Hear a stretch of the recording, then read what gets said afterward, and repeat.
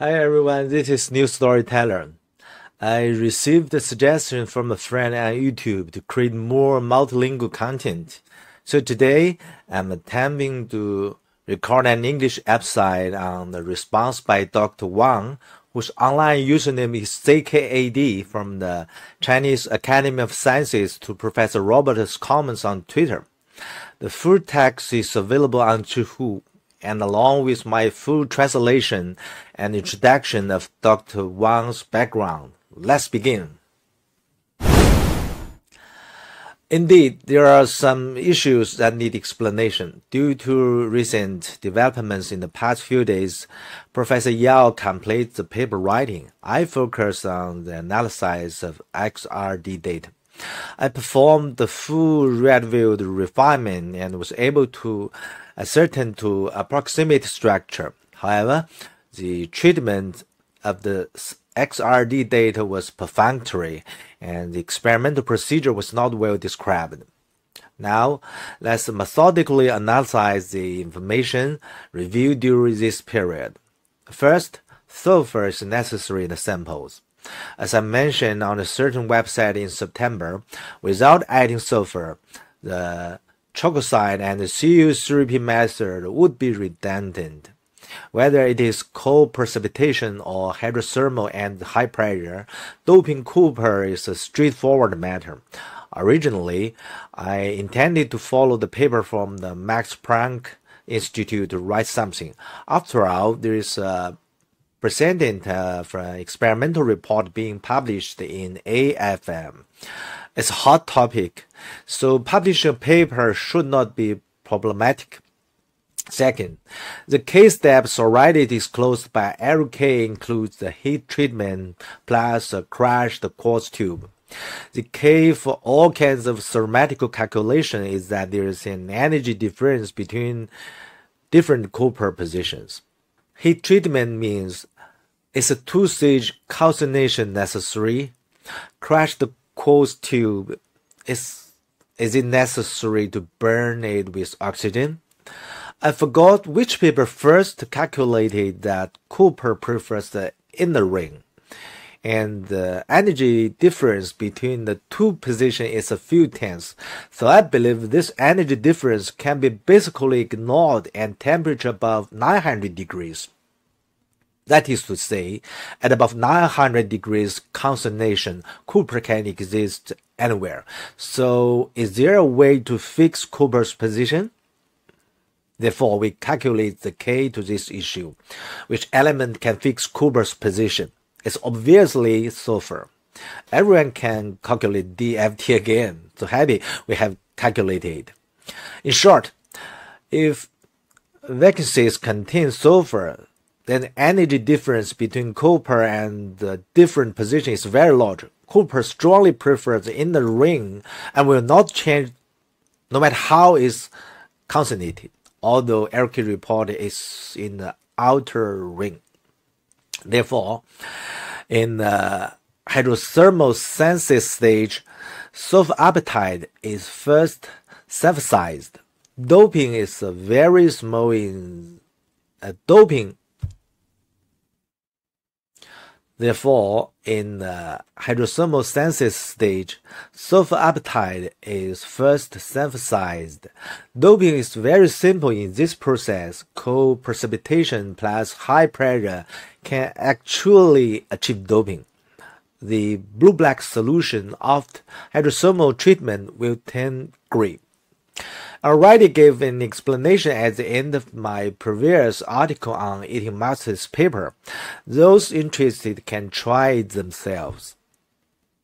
As for some test results of eating mustard samples and randomly saying two sentences, Zhihu has 50 OE, actually 1000 OE, which was discovered later. CFC curve. Professor Yao actually take my symbol out of trash can after seeing this figure. Then comes the calcination. There's a key point here, which is low temperature oxidation. This is very important because I have tried an AR calcination and there was no signal. As we all know, O2 will oxidize sulfur away.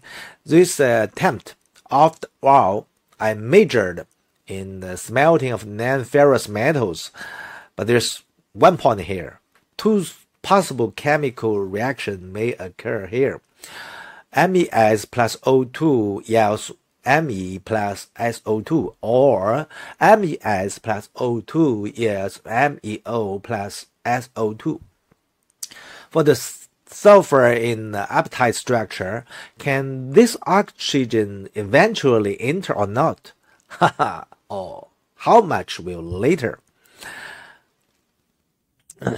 For the sulfur in the apatite structure, can this oxygen eventually enter or not?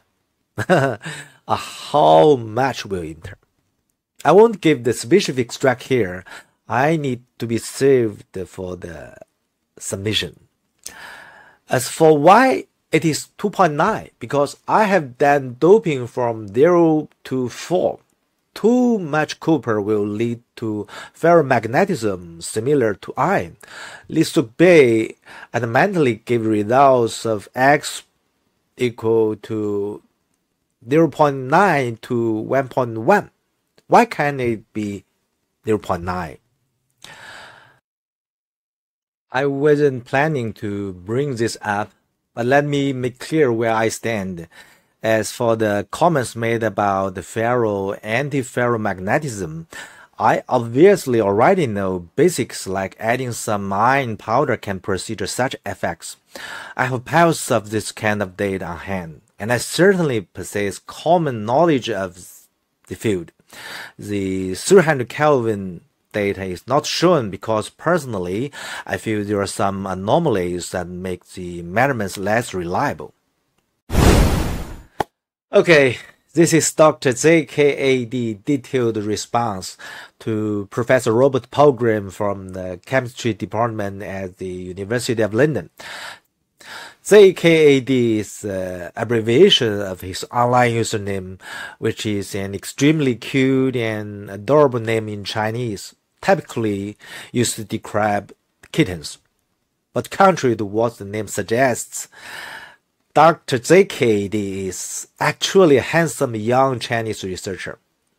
Dr. Wang ZKAD holds a doctorate degree in metallurgical engineering from the University of Science and Technology, Beijing. He is less than 30 years old and has rich experience in non-ferrous metallurgy. He is currently a postdoctoral researcher at the Institute of Process Engineering, Chinese Academy of Sciences, and the top young scientist founded by the National Natural Science Foundation of China. Since August until now, he has carried out over hundreds of experiments on calcining copper-doped lead apatite, accumulating abundant experience that led to the paper above. Well, other assignments in the thesis are also done by professional scientific researchers. They're all included in the paper, so I won't introduce them. Oh, I almost forgot about an impressive person mentioned in it, Eating Master. The Eating Master is a nickname for an enthusiast, DIY hobbyist and craftsman. He's a grocery owner who is passionate about science. Hence, the moniker Eating Master was affectionately given to him. He should not be misunderstood as an academic researcher. Rather, he represents citizen scientists, creative, ingenious minds from the general public. It's highly probable that he has discovered a simple thermal exfoliation method to synthesize graphene, with the resulting structure slightly different from the existing graphene, specifically in the C value of the unit cell. This is remarkable given that he's not an academic scientist or researcher, that he may have chanced upon something novel and pioneering. He atomized the modern-day alchemist, an ingenious non-specialist who explore science hands-on and make surprising discoveries.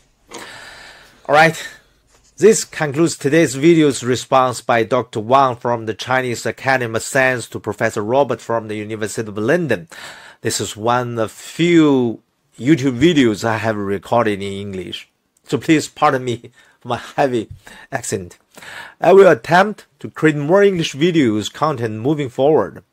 We covered quite a bit today. Thanks everyone for watching and speak to you next time.